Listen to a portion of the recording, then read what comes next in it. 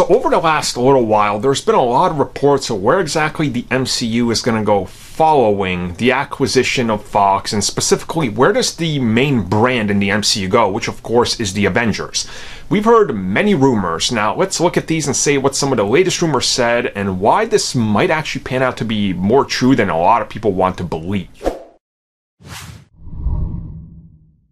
Obviously, you're not going to get rid of the Avengers brand. That's like the biggest moneymaker, right? You could put out 3 movies that are each going to make $500 million, and that's a lowball number, right?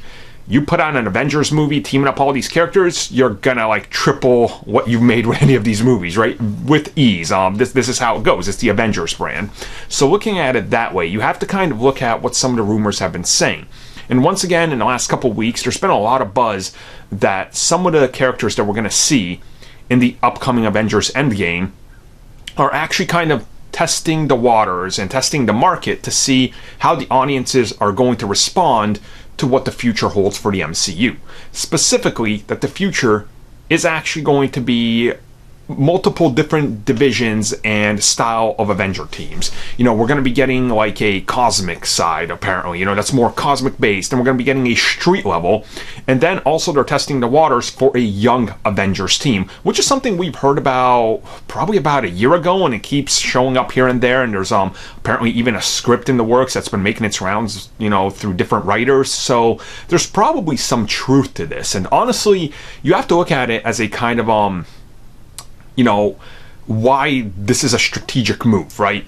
You have Avengers, which is going to stick around, and whatever cosmic, you have a more street level, you know, you're going to have your Spider-Mans and everything. But when you look at a young Avengers, it starts to paint this picture of what exactly they're going for, which is a kid demographic. Because every year, there's kids getting behind this franchise and getting into it going, oh, okay, so some kid's first MCU movie is going to be Captain Marvel.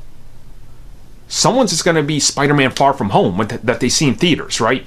And now there's this entire history of older characters that they're going to watch on, you know, digital streaming or their DVDs and Blu-rays or whatever that their parents have, and they're going to go, oh, okay. But these characters were at one point young, you know? But now you need a new generation to introduce it. So doesn't that make sense? Like, you're not going to keep shoving Iron Man at the forefront of every Avengers movie or something, or every team-up for the next decade. He's kind of been played out. It's time to pass the torch. And you just look at what the MCU is doing with all their characters, and that's the exact plan and idea that they're trying to instill in people's heads.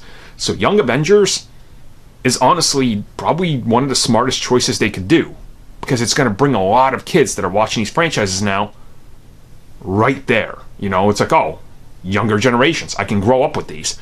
It's really a smart idea. Like, there's no reason to believe this isn't one of the things they're going to do.